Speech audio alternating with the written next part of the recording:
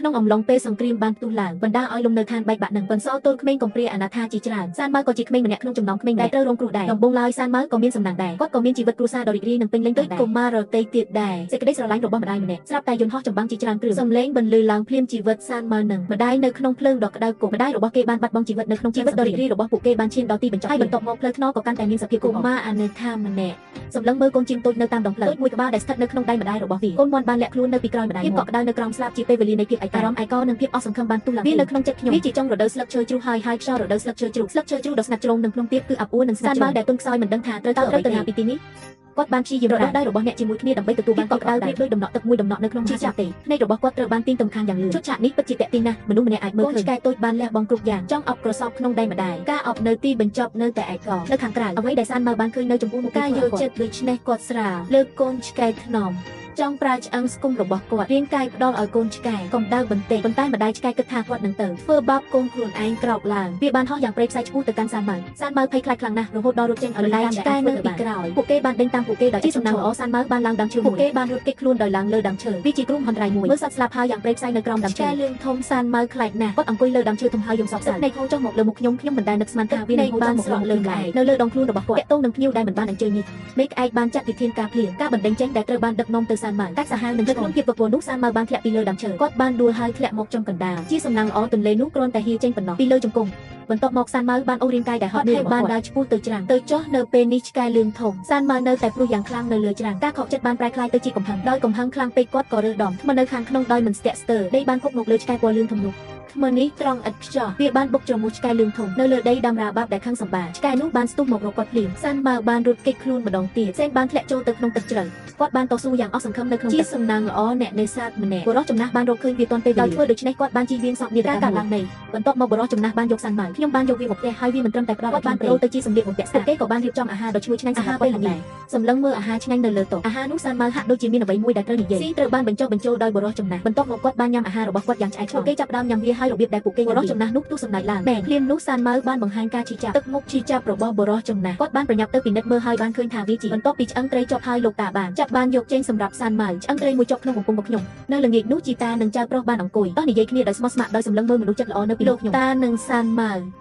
ខ្ញុំមិនអាចទប់អារម្មណ៍បានទេគិតដល់ក្រុមពិសោធន៍ដ៏បំផ្លិចបំផ្លាញនៅពេលដែលអារម្មណ៍ហូរចូលជ្រៅសានម៉ៅនាងរត់ចូលទៅក្នុងដៃរបស់បុរសចំណាស់នាងបានស្រក់ទឹកភ្នែកប៉ុន្តែនៅពេលនេះទោះជាយ៉ាងណាក៏ដោយសានម៉ៅមានសេចក្តីសមបុរសចំណាស់បានរើគាត់ម្ដងទៀតខ្ញុំទទួលបានភាពកក់ក្ដៅពីគ្រួសារតាំងពីពេលនោះមកជីតានិងចៅប្រុសបាននៅជាមួយគ្នាដោយពឹងផ្អែកលើវាសនាសានម៉ៅលែងវាគឺជាកុមារអនាថានោះហើយរាល់ពេលដែលគាត់ចេញទៅនេសាទបុរសចំណាស់នោះជីតាតែងតែនាំសានម៉ៅមកជាមួយជានិច្ចពួកគេការពីព្រឹកដល់ល្ងាចរាល់ថ្ងៃសុទ្ធតែមានថ្ងៃដ៏រីករាយនិងសន្តិភាពរយៈពេលនេះមិនមានរយៈពេលយូរទេនៅថ្ងៃនោះសានម៉ៅនៅជាមួយអណ្ដើកតូចមួយកំពុងលេងនៅផ្ទះភ្លាមនោះភ្ញៀវដែលមិនបានអញ្ជើញបានមកដល់ភ្ញៀវនោះមានអារម្មណ៍ភ័យខ្លាចខ្លាំងណាស់ទើបគាត់នៅក្នុងដៃរបស់ជីតាមានតែអំពើអាក្រក់គាត់លាតសន្ធឹងតាមរបៀបពួនអានលោកដៃចេញបន្ទាប់មកលោកដៃចេញពីហោប៉ៅរបស់គាត់យកសៀវភៅពុនចេញហើយបន្ទាប់ពីស្វែងរករួចសូមឲ្យបុរសចំណាស់លើប្រាក់ឲ្យគាត់ដោយឃើញថាបុរសចំណាស់មិនរើបំរាស់នឹងការចរចានោះជនកំណាចនោះខឹងសម្បាភ្លាមហើយគាត់បានចាប់កន្ត្រកត្រីដែលនៅលើដីផែនការគឺយករបស់ជីតានិងចៅប្រុសត្រូវបានគេយកទៅឆ្ងាយប៉ុន្តែពួកគេនឹងបុរសចំណាស់អាចឆក់យកវាបានដោយបុរសចំណាស់ក៏ដួលសានម៉ៅក៏ត្រូវបានជើងមួយត្រង់បោះចេញមើលទៅមនុស្សកំណាចបានចាក់ចេញសានម៉ៅខាងយ៉ាងខ្លាំងដូច្នេះគាត់បានយកដុំធ្នូមួយចង់ប្រយុទ្ធជាមួយមនុស្សកំណាចតែលោកតាក៏ព្យាយាមធ្វើឲ្យគាត់ស្ងប់គាត់ដឹងថាមនុស្សកំណាចគឺជាអ្នកដែលគាត់អាចបរាជ័យបានគាត់គ្រាន់តែទុកកំហឹងក្នុងពោះក្នុងរយៈពេលប៉ុន្មានថ្ងៃក្រោយភ្លាមទឹកកកធ្វើឲ្យលោកតាមិនអាចចេញទៅបងត្រីបានមើលទៅកំពុងស្ទាក់លោកតាមិនអាចមើលឃើញសានម៉ៅទទួលការកកដូច្នេះគាត់មិនគិតពីគ្រោះថ្នាក់ជីវិតបានចេញទៅបាញ់ត្រី